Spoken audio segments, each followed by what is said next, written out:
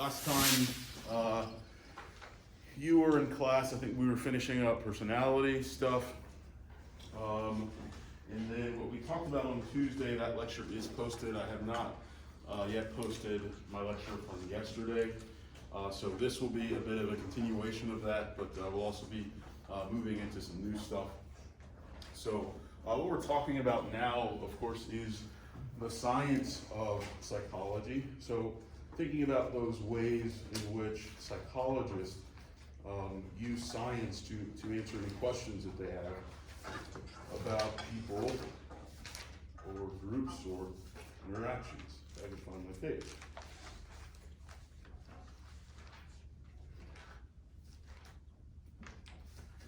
So on Tuesday, we talked about the scientific method.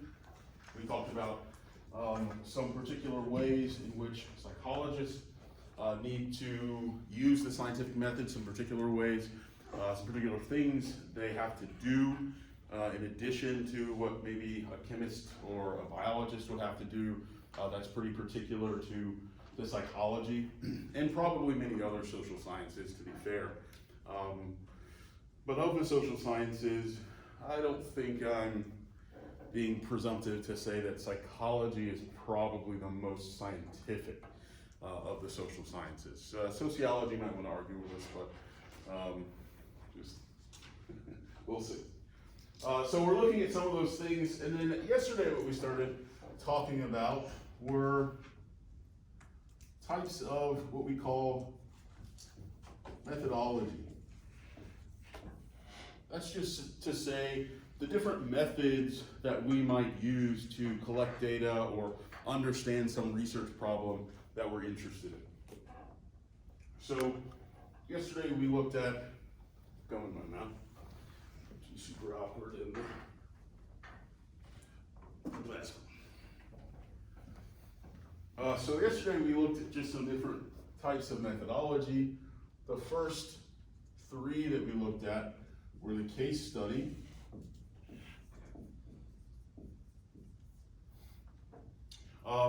the case study is a type of methodology that you're going to tend to use if you just have a very limited set of people, or you have a very unique situation or a very unique individual. That is to say, case study is usually done on one, but it could be a relatively small group of people. Again, outside of psychology, you might study some situation. The example I gave in class yesterday was 9/11. If you wanted to study 9/11, that's not the type of thing, thankfully, that happens very often. So if you were going to study terrorist attacks in the United States, particularly maybe those done with airplanes, you're not going to necessarily have a lot to choose from.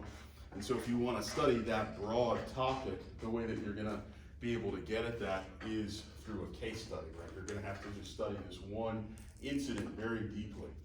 Similarly, if you're looking at a really rare disease, right, you get somebody who's got some new disease or some disease that we've never seen or heard of, or at least we don't see very much, and we've got this person that comes into a hospital. Well, we might do a case study on that person again because we don't have that many folks that are available to us, and so once we have this really unique situation, if we're interested in that, we're going to spend a lot of time trying to study that one case, right? And so that's what that name means, right? You're studying this one case. We talked about benefits and drawbacks. So benefits of this is you can study something really unique. You can study something that's maybe unusual or uncommon. You can get really in-depth information, because if you're the only person in my study, well, if I'm going to devote, I don't know, 3 months to collect my data and you're the only person I'm getting data from, well, I get to talk to you or interview you or observe you for 3 months. And so I'm going to get a lot of in-depth information. I can follow up. I'm going to see you next week too. So you said something about this thing last time. What's that look like if this happens? So again, we can get some really in-depth information about a unique topic. The benefits really kind of end there. The case study is not the most scientific or the best methodology generally. Again, it's usually reserved for these pretty unique cases. One of the reasons of that is something that we talked about on Tuesday and then a little bit yesterday as well, which is called generalizability. That is to say, to what degree can I take the results of my study and apply it to the general population? So to generalize means to take the results of the study that I've done and to try to apply that, or to try to use it to predict the behavior, in the case of psychology, of other folks who were not in my study. So the example I gave yesterday was, let's say I'm interested in what amount of college students have or have not driven a tractor. Okay, so I go around to UCM and I ask, 100 folks. And out of that 100 folks, I get 60 folks have, and 40 folks have not driven a tractor. So now I want to say, with my research, I want to say, it looks like about 60% of college students have driven a tractor. That's pretty surprising. So I want to generalize this to the broader population. Is this okay? No. What's wrong? Well, like we live in an area where there's a lot of farms and farm families and stuff. But like, say you couldn't like take that and put it in like New York City or something, because those people aren't around that environment. Very good, right? And so when we're generalizing, and I did make this point yesterday, so see it again, but when I'm generalizing, right, I do have to be careful that what I call my sample, and the sample are the people that I actually used in my study, I have to be careful that my sample is not special in some way. There's not some other influence that means that this particular sample is not going to look like the broader population. And so this point of us being in the Midwest, being in a rural area where there are a lot of farms around, where you will see tractors, right, suggests that there's more availability, there's going to be more contact with tractors among UCM students than there would necessarily be if we went even to UMKC or certainly NYU, right? But this is somewhat unique. But if I were interested, say, in something like what percentage of college students are over 30, USC is not really a good one for this either, but let's pretend like it is, right? And I find out that 15% are over 30 and 85% are in their 20s or teens. All right, this might be something that's a little bit more reliable if I don't have a reason to believe that UCM is unique in any way. It turns out we are. UCM tends to have, not a huge amount, I don't really know how old you are, but UCM tends to have a few more what we call non-traditional students than other universities. We have a pretty big population, especially veterans. But if I didn't know that and I just thought this is just like any other university, then that would be easier to generalize, right? Then I could take that and say, this is probably, I can guess, a decent estimate of what most other colleges look like, if they're not particularly specifically geared, say, for older folks. Questions about generalizing? I took that detour because you'll need it for some of the rest. So the next thing that we looked at in terms of methodology is called an observation. This is sometimes called a naturalistic observation, but observation is fine too. Observation, what it sounds like, I'm just gonna go watch, I'm just gonna go see, observe the thing that I'm interested in. Again, thinking about some of the pluses and minuses of the observation as a scientific methodology, the benefit here is going to be that when I'm observing someone, generally the idea of an observation is I'm going to be pretty hands-off, if not out of the picture entirely, hidden perhaps. So that might look like I'm sitting, 200 feet away, just watching what's going on with this pride of lions as they hunt their prey. It might mean that I set up a camera somewhere, right? Of course, you get the permission But say I had your permission and there was a camera here at the beginning of a semester and I wanted to see how often you laugh at my jokes or something, right? And so I'm testing that, I'm observing that particular thing. Or I might, in particular in psychology, what we would be most likely to do is sit behind a two-way mirror and maybe let you interact with somebody else while we watch behind the mirror, okay?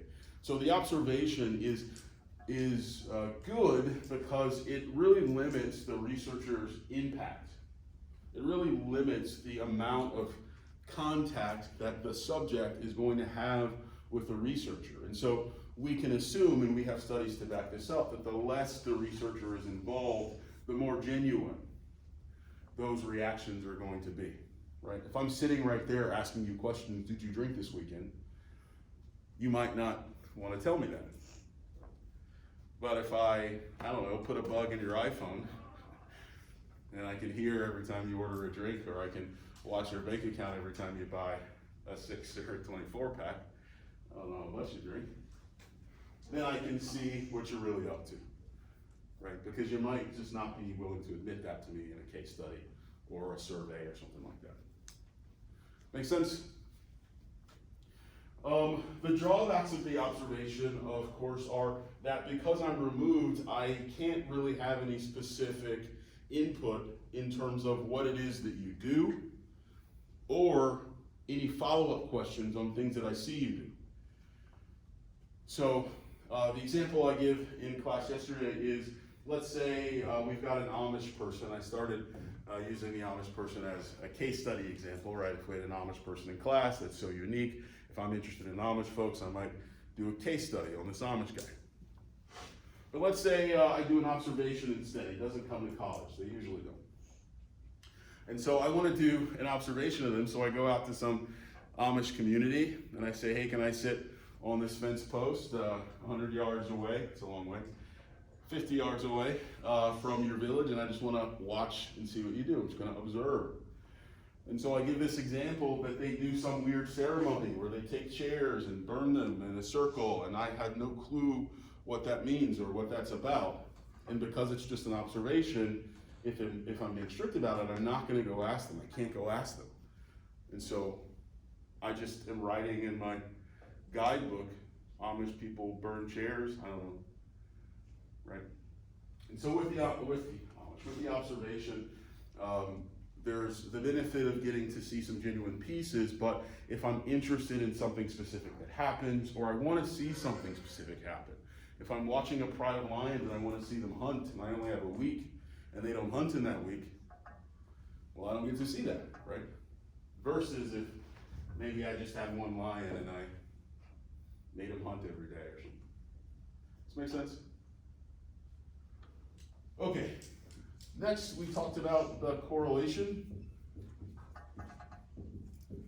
And we talked about how a correlation is really just looking at an association between two different, what we would call variables, or two different ideas or items.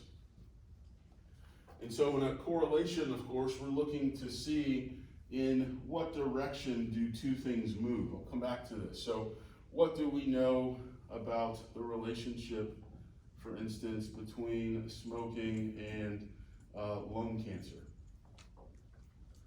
If smoking goes up, if you smoke more, what happens to your, I guess, risk of cancer? Drastically increases. Give me a direction? Up. There you go, so it also goes up, thank you.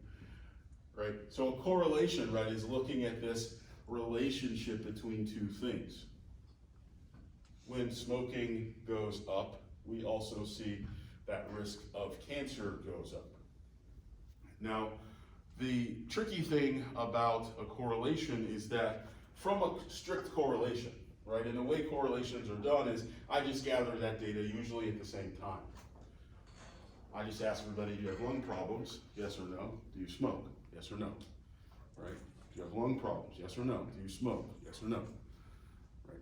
So that's all I'm getting. I'm just getting that these two things are going together and these two things are going together. It tends to be, if somebody says, yes, I smoke, that they also say, yes, I have lung problems. So all I can tell you is that they go together. What I'm stressing here is this idea that's really important in science and in particular psychology, that correlation does not equal causation, which is to say, if I know that two things are correlated, I cannot determine which one caused the other. I cannot determine which one caused the other, at least not scientifically. Now, with smoking and cancer, that's such an easy one. That is to say, there does seem to be this evident way in which that's probably going. Having a risk of cancer probably doesn't make you want to smoke. But if you ever look at a pack of cigarettes, what you will see is they've got that tobacco warning. But what it will say is that smoking, it doesn't say smoking causes cancer, it says smoking is associated with lung cancer. All right, this is that scientific language of not saying cause, but just saying they seem to go together. People who say they have lung problems also tend to say they smoke, and vice versa. This makes sense? This idea of correlation, two things going together but not equaling causation, not being able to determine, hey, this made this happen.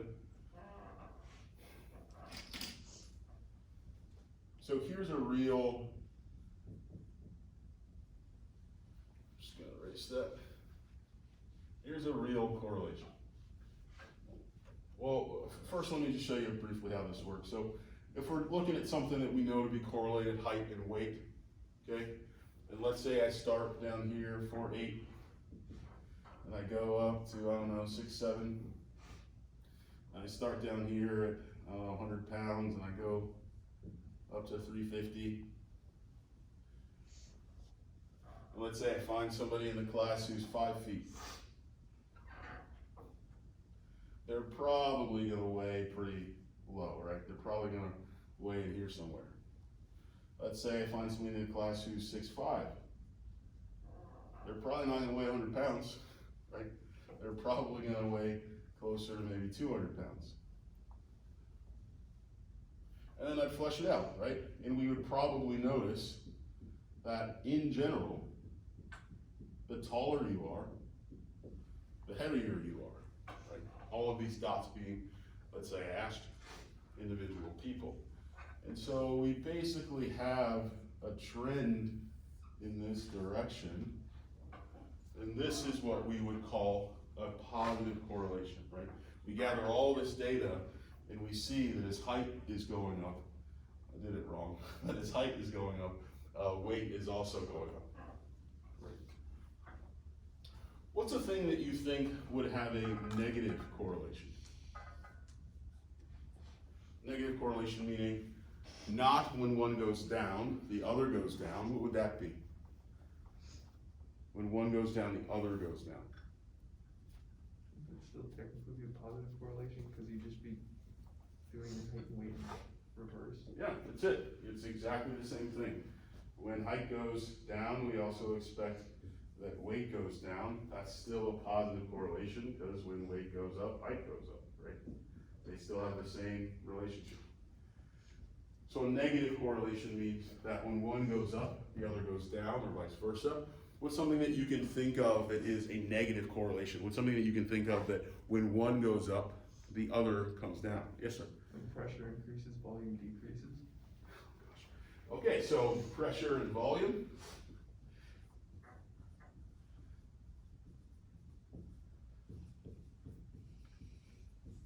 So if you've got a 2 liter and you pump the pressure up, Yeah, your amount of volume decreases. okay, I'm gonna take your word for it. No physicist. I'm gonna give me something in social psychology or psychology I can verify. Up and down, something like when this goes up, the other thing goes down. What else?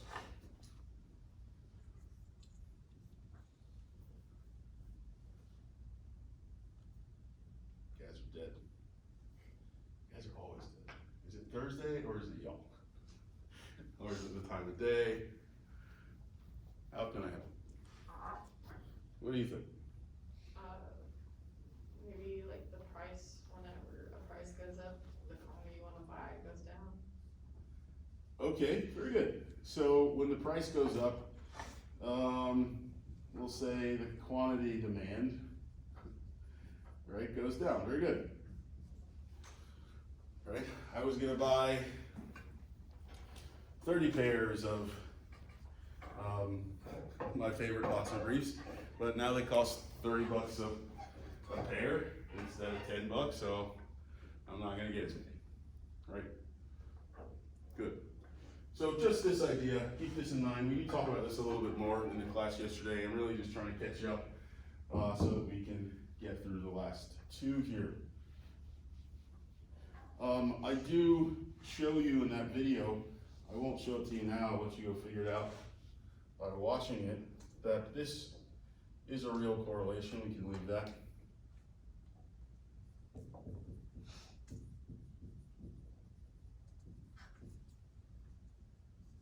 That there is a true correlation between ice cream sales and murder.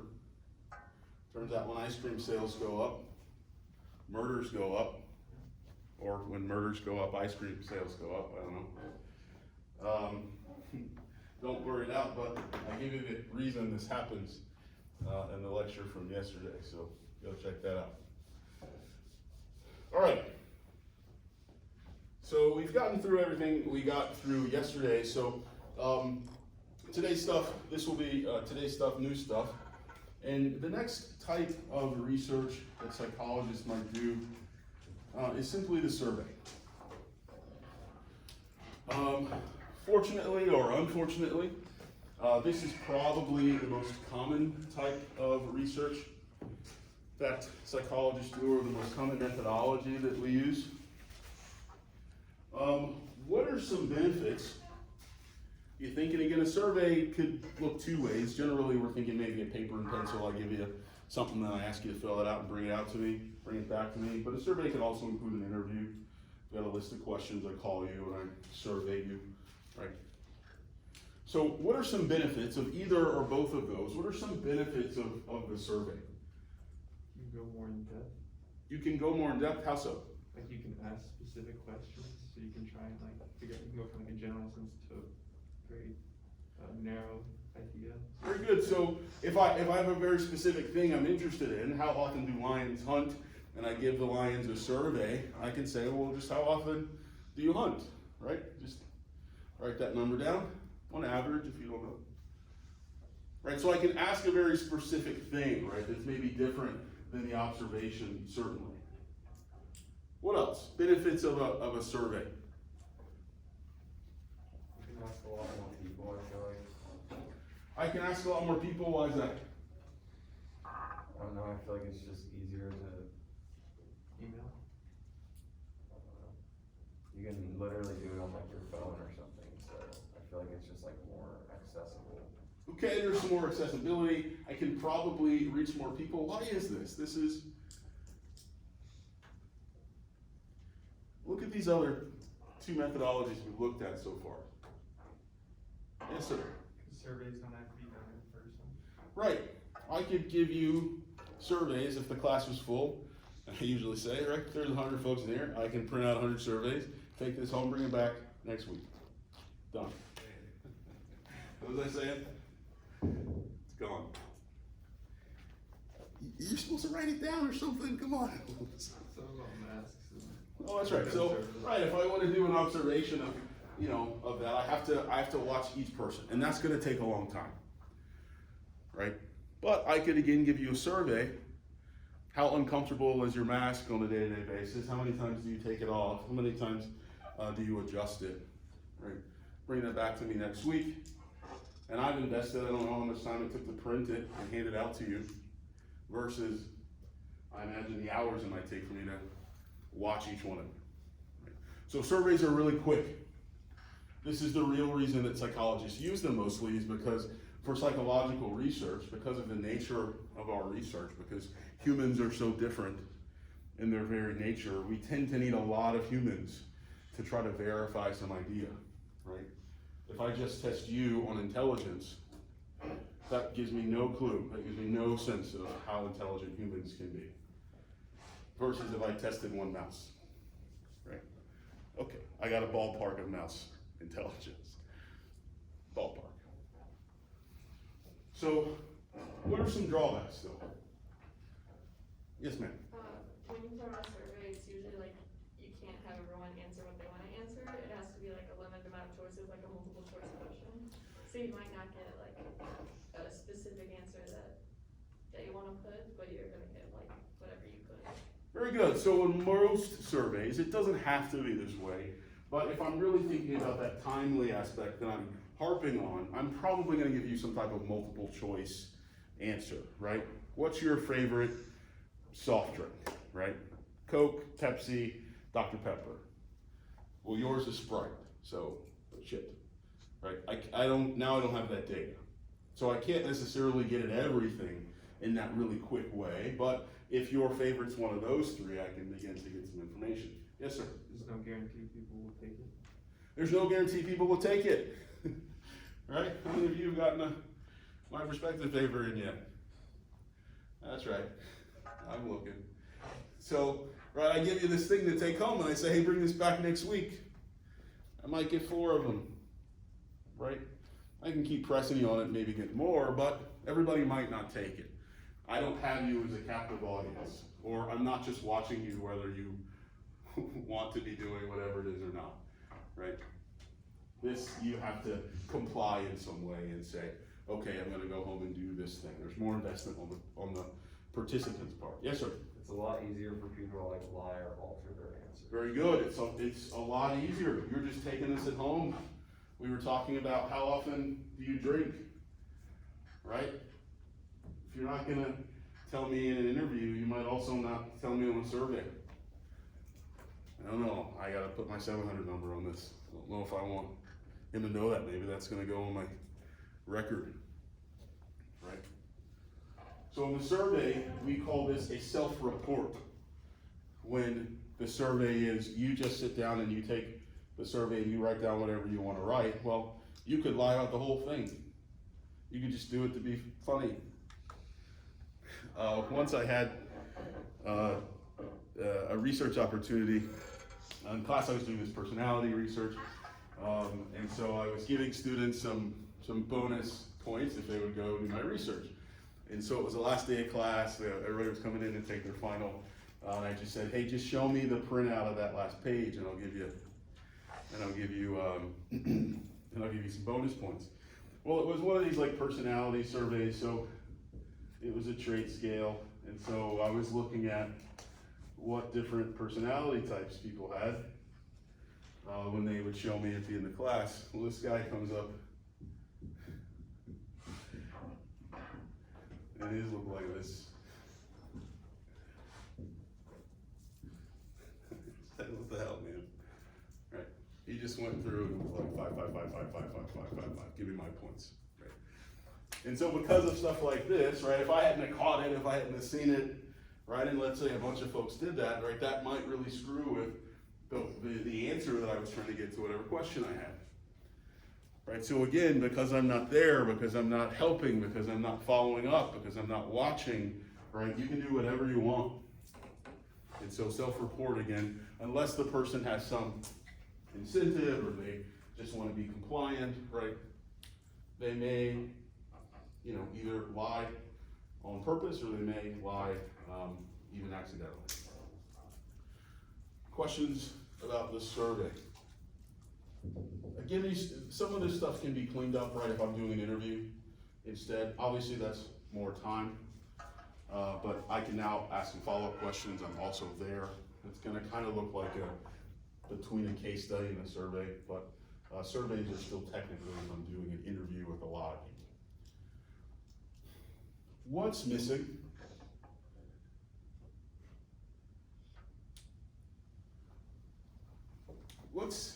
If I say I'm doing research, you probably think I'm doing something specific that you don't see up here yet. Yeah. be involved in what they're studying? Yes, I would be involved. Field study? What's that? Field work or field study? I would probably put that in observation generally, or case study, depending on exactly what it is you're doing. Interpretation of the data. No. Let me see it this way. So most of these are going to be difficult to infer some causation. This especially, depending on what I'm surveying you on, depending on what part that I see, right, it can be difficult to say what came first or what caused that thing that they're doing now, etc. So like an actual experiment? Say it louder. Like an actual For the experiment? people in the back, that's right, an experiment.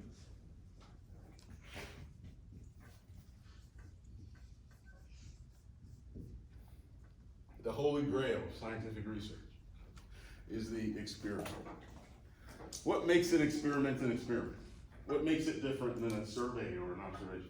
Well, you know what you want to study, so you're gonna put under specific conditions to see what the result is, instead of just being like, well, kind of what is. So you know what you want, so you're gonna put them into specific conditions to see what the result is. Is that what you said? Yeah. Yeah, very good. What we would say, what I tend to say, is that an experiment involves some manipulation. Now, not manipulation necessarily in the sense of I'm manipulating you, but maybe as a psychologist. But generally in the sense of I'm gonna do something to you. I'm gonna do something, and I'm gonna see what happens when I do that thing. The easiest example of this is perhaps something like a drug trial. Anybody ever done any of these? I know they do them out of KC sometimes. When I was in grad school, I almost signed up for one. They told me I was too fat. They were like, sir, your BMI has to be under a certain number.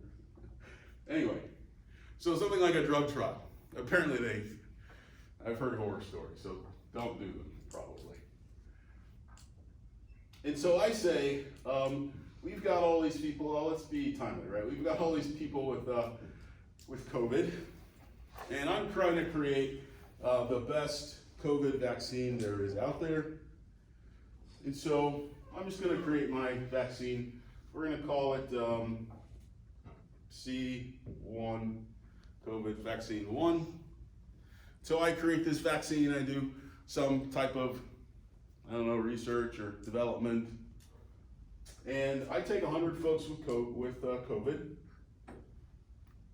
I give them my medication, I don't know, over a period of, say, 2 weeks. So I guess this isn't a vaccine, this will be a cure. And after that 2 weeks, only 60 people have COVID now.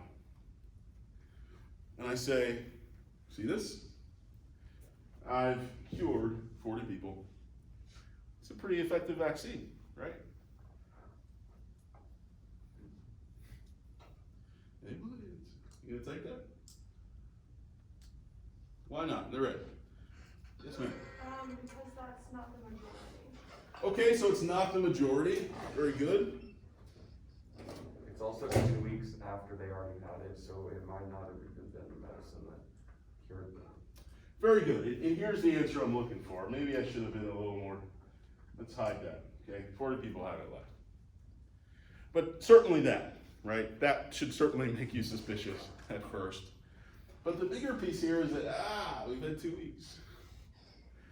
What does that matter? COVID only lasts for 2 weeks. Like you're usually only sick or have the virus inside of you for 2 weeks. Okay, so those people probably, the medicine probably didn't do anything. They probably just got unsick from making it through the 2 weeks. very good. These people might have just gotten better, right? This is an experiment because I'm taking people, I'm manipulating them. In this case, I'm giving them a drug. And then on the other side of that, I'm looking to see, okay, well, what was the result of that manipulation, right? I took them from one point, I did some type of treatment or manipulation, and then on the other side of that, I'm looking to see, well, what was the outcome of that thing that I did? Now here I hear you saying that this could be problematic because Well, in this case, 2 weeks has elapsed, and they might have just healed naturally. This might just be, right, the curve. What can I do? I really want to sell this. I want to get rich. Lower the time that you're watching them for while they have the drug. Say again, lower the what? So instead of 2 weeks, do it like 4 days or something. Okay, I could shorten the amount of time. That is one way. You still might say, they could have just gotten better. Still might say something else I haven't heard yet. P word. But what can I do here to make this study more effective?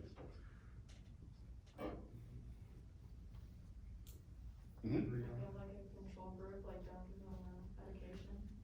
I have a control group, and I do what with them? You can give them a placebo. Give them a placebo, right? So I take another 100 folks. Sorry, this is so messy. And I give them a placebo, right? What's a placebo, by the way? Fake, it's just like a sugar pill, it doesn't do anything.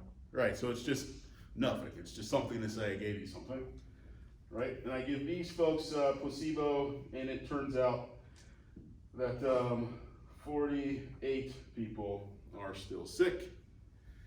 This difference is probably not statistically significant, right? You ever see polls and they're like plus or minus 3%, whatever.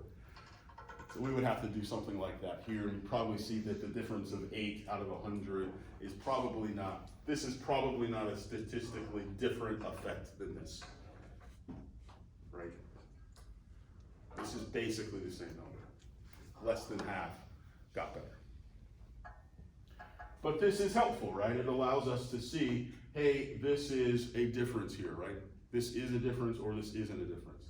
If we saw something like this, right, we could be a little bit more sure that, hey, this drug is actually doing some work, because the folks on the placebo, yeah, some of them got better, but maybe that's just time, maybe that's a placebo effect.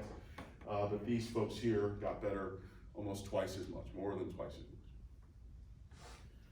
Questions about the experiment? Yeah. Not about the experiment in general, but would you ever use in like multiple methods? Oh, sure. Yeah, sure. So, for instance, it's not uncommon that you come in for a study, and I give you a survey, and maybe just ask you some basic questions, your demographics, your sex, your age, where you grew up, this type of thing. It might also have a survey of something like, what's your anxiety level or something. So I might ask you some questions about that, and then I take you through an experiment where I try to scare you, and I see, okay, people who are anxious are more jumpy, right? So you can do those mixed type of things. Or I do an experiment and you had a really unique result. You said your anxiety was super high and you didn't jump at anything. Well, now maybe you're weird and I want to do a case study, right? So yeah, you can definitely mix methods. That's a good question. Yeah. So are there any holdbacks to the experiment? Great question. I always forget for the experiment. I'm always trying to talk it up. So the drawbacks of the experiment. Anybody got any guesses? What are some things that you think might be problematic about an experiment? Like in pharmacy, if they lie a lot, they'll alter results so they can sell it and get more money out of it. Sure, but I can do that on anything. Correlation doesn't equal causation, my ass, right? If you eat my ice cream, you're gonna be the best murderer. Anyway, what else? Yes, ma'am. Maybe a factor that you can't control. Like, if you're trying to for example, if you're doing that, maybe they're taking a different drug and that could have effect. Oh no, that's the Holy Grail. You stepped on the Holy Grail's ground.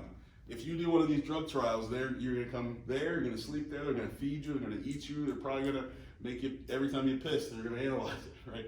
And so this is gonna be a very controlled experiment, right? That actually is the benefit of the experiment. There's still outside factors like the person's own body, if they've got, Sure, well, they wouldn't take me, right? So they were probably aiming for, okay, everybody's gotta be 21, 22, nobody too thin, nobody too big, right? You're right, there's still gonna be variables, but that's certainly true of all of these other ones. But the experiment, I can at least begin to whittle that down. I can say everybody's the same age, everybody's the same race, everybody's the same sex, everybody's the same height, right? I can do all that And if I it's want almost to. specific to that, you're not gonna be able to generalize itself to general populace at that point. That's a great argument, but that actually is sometimes not true. Sometimes the more similar your sample is, the kind of more sure you can be. There are some problems with generalizability, but sometimes when you have too diverse of a sample, you're not sure where your effect is coming from, right? Because of all that diversity, maybe it's because they're older. Maybe this is just happening for women, right? But my data just says this whole group got better. If I don't split them up or look at them one by one, sometimes it's hard to tell. But you're generally right. It's sort of this weird paradox. Yes, sir. Like willingness to come in and do the experiment. Okay, so there's more investment on the participant's part, right? Even more than the survey. Because now you're just taking this home, you can do it when you want. Now I've got you captive, even if it's just an hour. You're coming on my hour, doing what I want, and you're gonna be here till we're done. Good, yes, sir. Finding an incentive, nobody's gonna take an experimental drug for free. They do usually pay you, right? But yeah, so there may, again, because of that participant involvement, you may be more likely to see folks get paid here, just depending on how heavy it is. But sometimes you get paid for a survey, sometimes you get paid certainly for case study. You're the only person of this thing, so you're gonna be pretty hot commodity. Like, am I gonna come do your study? Good Morning America wants to talk to me, right? What else? The other thing is something that's probably the opposite of the observation, right? Depending on how controlled I get that experiment, are you staying in this dorm that I've created, this facility? Is everybody around you like you, right? This might become such a strange environment. This might be such a unique environment. And because I've got you captive, you're super aware that you're being studied, right? You're hyper aware that they're watching everything that I do. They're writing down my behaviors, right? And so because of that, you may really change your behavior. You may really try to please the experimenter, right? He's trying to see if this lecture makes us happy, so when I leave, I'm gonna act really happy. Or I'm an asshole, I don't want him to think he's affected me, I'm gonna frown at him the whole time. Whatever, right? But just because of the environment, and some of the same stuff that's happening perhaps with a survey of trying to please or displease, but in addition to you're in this strange environment, that may affect our results, right? Different from that observation where I'm watching the lions hunt in the wild and seeing how they get up to the hunt and everything else. Here, I'm hanging a piece of meat from the rafters, I'm seeing how fast the lion can hunt in this long hallway that's white and there's no trees. Also no rocks that he might generally have to hop over or something. Right, so the benefit here is perhaps a lack of genuineness and some hidden, perhaps, problems with generalizability. It wouldn't show up in the same way that these other things do, where you say, well, these are folks that are in a rural area. It might show up in the way of, well, we can't get that to repeat because we didn't have the same length hallway with the same, speed meat slinger, I don't know. Makes sense? Questions? All right. One more idea to go with this, and that'll be science.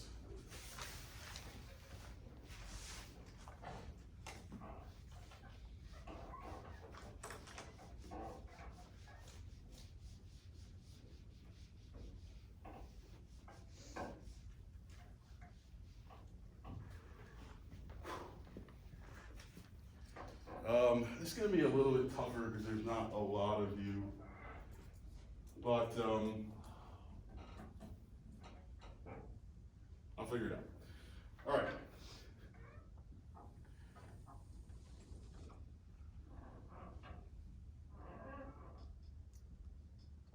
See that a little bit, maybe that.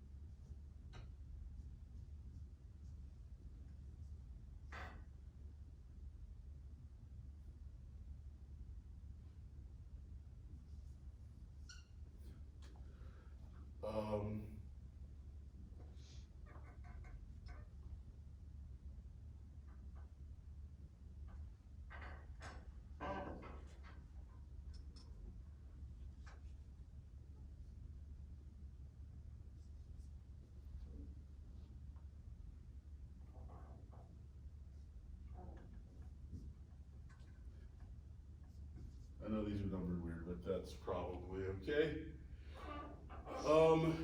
Here's what I want you to know about yourself in this moment, and I hope it doesn't take you too long to think of it. Probably shouldn't. I want you to think about what your shoe size is. Okay? And if you're a woman, think about what your shoe size is in men's shoes. So I don't have to do 2 scales here.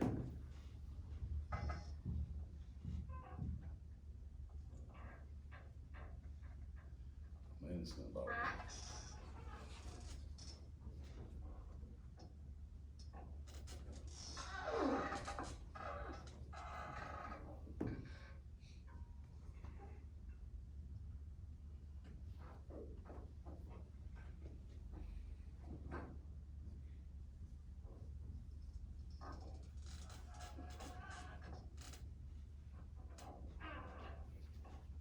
Okay, enough. So when I ask for a certain shoe size, because there's not a lot of you, I'm gonna have to do some special math that may or may not work out.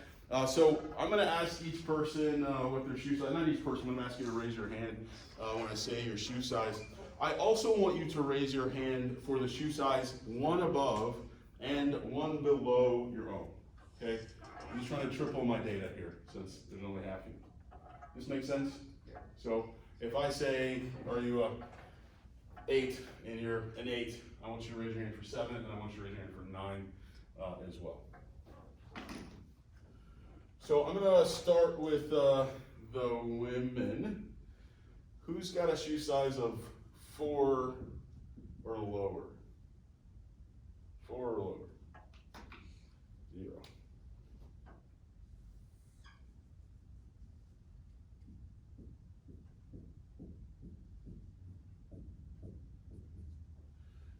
So 0. Who's got a size of 5? Women. Is this the double thing? Okay, 1, 2. Who's got a size of 6?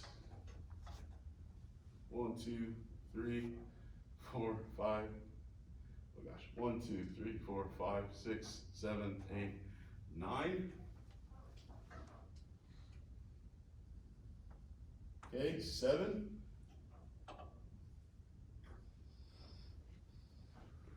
One, 2, 3, 4, 5, 6, 7, 8, 9, 10.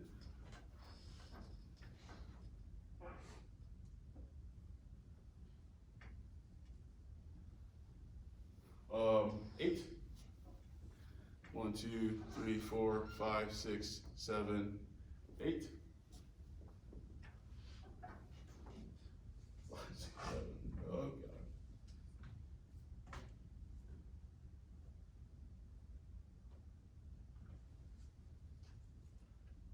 Okay, 9. Women. 1.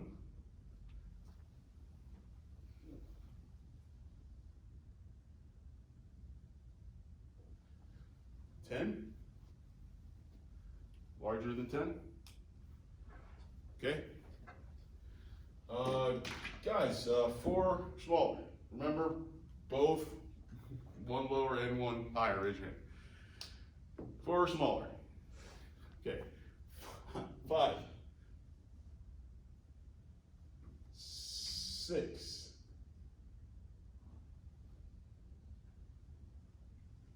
7. 8. 1, thank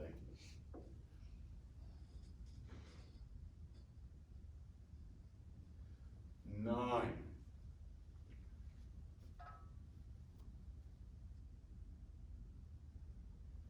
10. 11.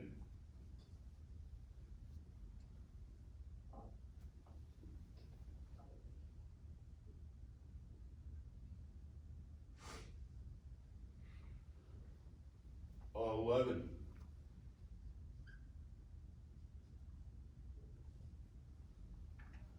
1, 2, 3, 4.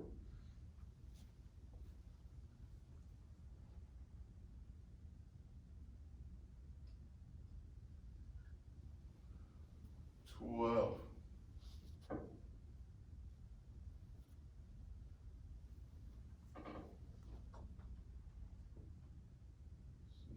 1 here. Sorry, put this up again. I think it was 6. 1, 2, 3, 4, 5. 1, 2, 3, 4, 5, 6. Good.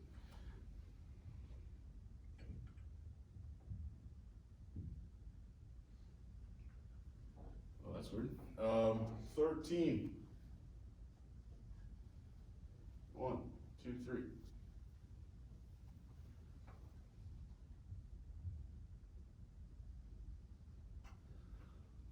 14.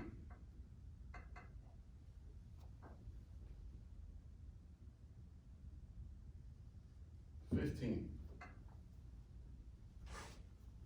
Awesome.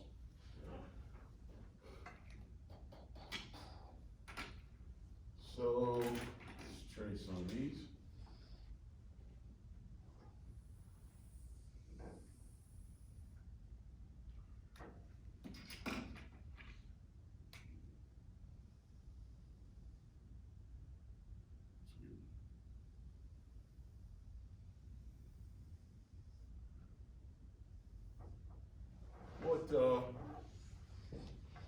What's happened here?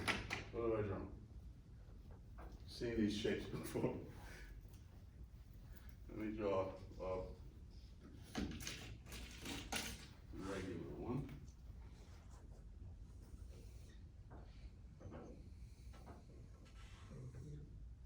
What's that?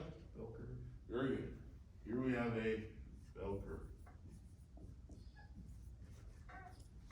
You know another name for it? It's also called, Distribution. very good, it's also called a normal distribution.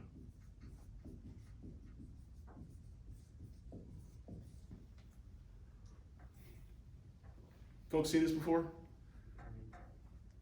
The idea of a distribution. I said yesterday, and I just want to put it up front, some folks get this really confused with correlation. And so really pay attention to the differences here. One of the easiest ones is with a distribution, we're only looking at one thing. We only looked at shoe size, right? I asked you by sex, but I didn't have to, right? We only looked at shoe size. And so with a correlation, we would do shoe size as an association of height or weight or speed or something, right? So with a distribution, you're only using one thing. The only thing here along this side is always just count. You're just saying how many of those, right?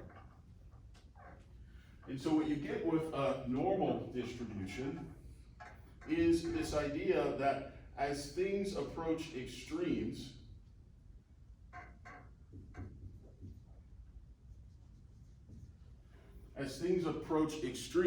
there tends to be less of them in both directions, right? And as things approach some average or some middle, some median, there tends to be most of them.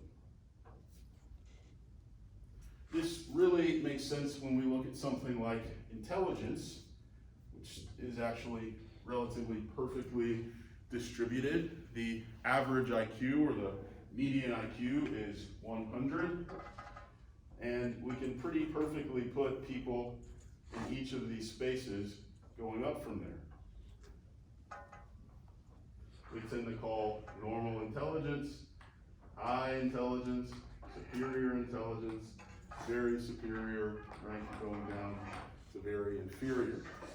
Again, this idea is that most people are about regularly smart, right?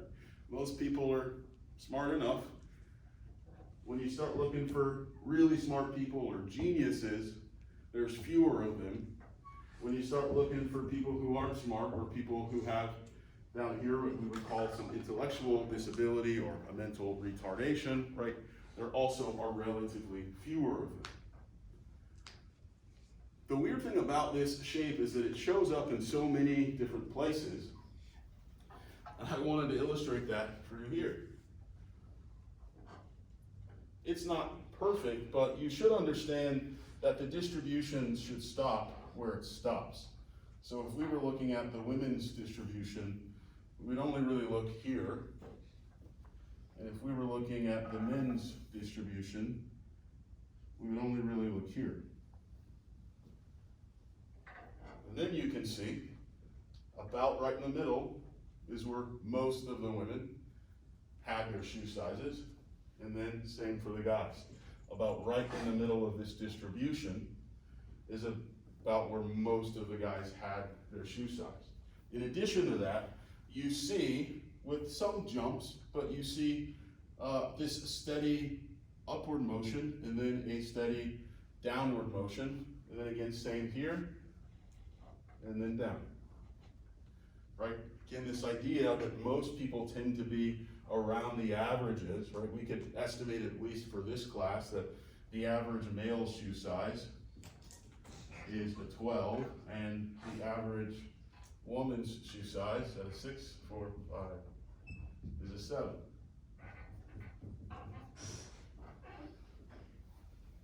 This idea of the distribution makes sense, right? That most things are going to be in the middle.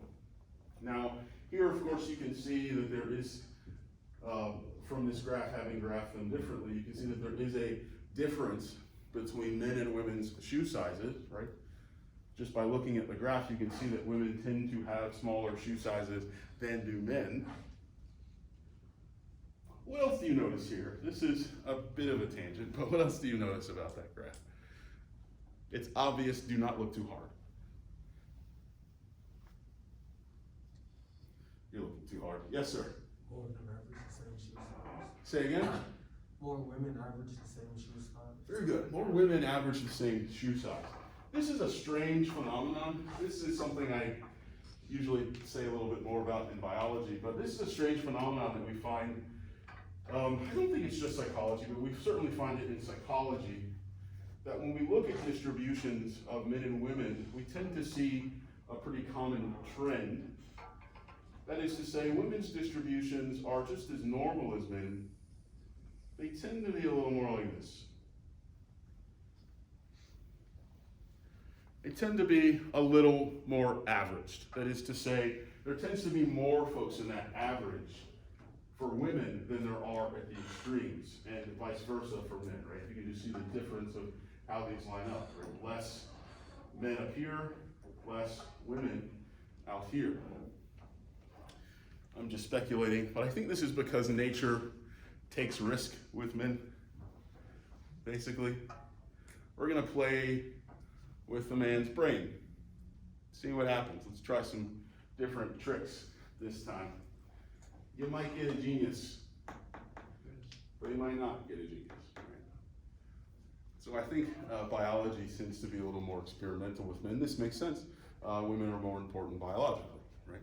You kill a man, well, anybody can replace me in terms of childbearing or child creation.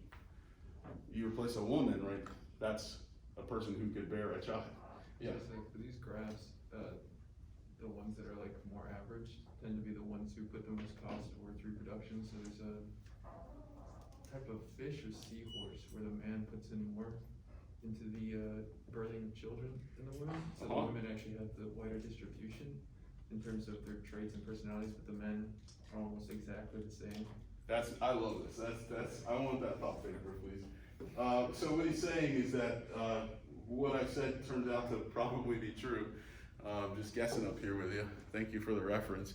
But he says that when you look at animals that have a different role pairing, right, where maybe the male does more of the child rearing, such as a seahorse, right? You've all seen seahorses shooting babies out. That this swaps over. That it flips around, right? That you see more variability at these extremes in the females than you do in the males. So I want that thought paper, please. You don't have to, but I'd love it. One quick thing, just so I can wrap this up. I know we're running out of time. That was a tangent, but I think it's interesting. There are two other types of distributions I want you to know about, if I can find an eraser.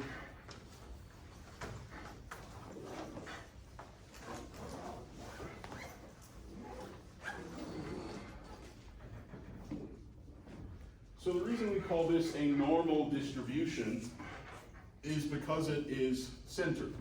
I mean, that's not necessarily why, but that's what we call the one that's centered. A couple things to note about this shape. For one, the hump, the highest point, when we're looking for averages, this is always your mode, right? Mean, median, mode. Mode means the number that occurs the most. So when we look here, the most women had a 7 shoe size, so this is the mode, right? This number repeated more than any other number. And that's what this hump will always represent. This line will always represent the median. That is to say, the middle number, right? And so for here, we didn't draw one, but turns out that it would be right around 7, and for guys, it's gonna be right around 12. So the median and the mode line up. That's one of the special qualities of the normal distribution is the mean and the median, the mode and the median will line up, which means that the mean, I'm getting you confused, which means that the mean is probably also right there too. The mean being add them all up, divide by the number. That's always something you have to estimate. You can't see it on the graph. But the mean is generally going to be between the mode and the median. And of course, when they line up, it's just going to be there too. So one of the cool things about this distribution is that things line up really well. We can begin to estimate a lot of things based on where the average is going to be. The two other types of distribution are a skewed distribution, right? So here we still have this median line, but now our mode is way over here, right? Even though I said, how much do you like spring break? And the average is 5, most of you said 10, right? And so this would be a skewed distribution, right? More people, unlike the normal, more people want something at the extreme, or more people are something at the extreme. We don't have time, but I usually give an example of, we have a couple minutes, I'm gonna do it. So, what's the lowest amount of money you can make in the country? It was like $8.99 or. What's the lowest amount of money you can make? $0. You can make $0, right? You could probably go lower than that. In fact, if you've got some money, what's the most amount of money you can make? It's infinite, but what's the most amount of money someone does make in the United States per year? $1 billion. That's Jeff Bezos. How much money does Jeff Bezos make a year? You know? Let's guess. Let's say, and I feel like this is, I was gonna say 200 billion, but I feel like 20 billion is conservative.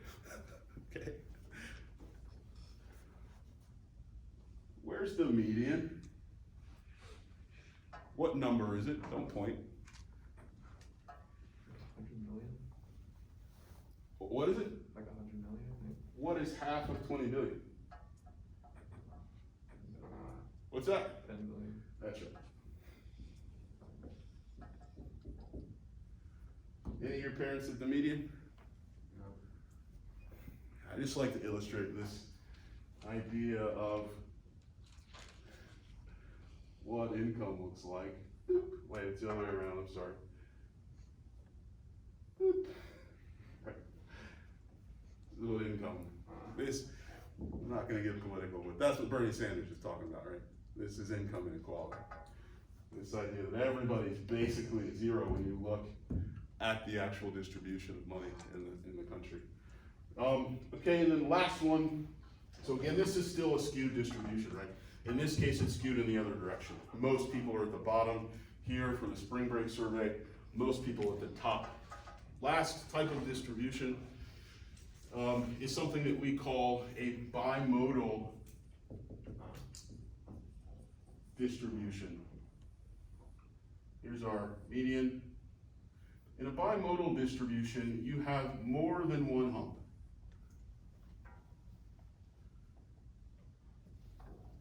We actually have one here, right? If I would have taken your shoe sizes without asking sex, right, we would have had a bimodal distribution. There'd have been a collection of you at 7, and there'd have been a collection of you at 12.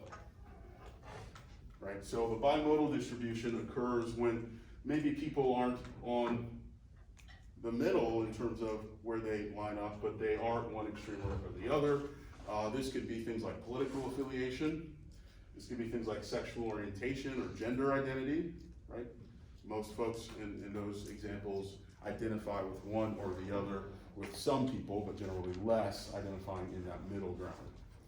Okay, that is it. Thank you for hanging out. Next week when I see you, we will start talking about biology. We will probably be talking about that for the next couple of weeks. So stay tuned, folks. Usually like those lectures. I'll see you next week. Have a good weekend.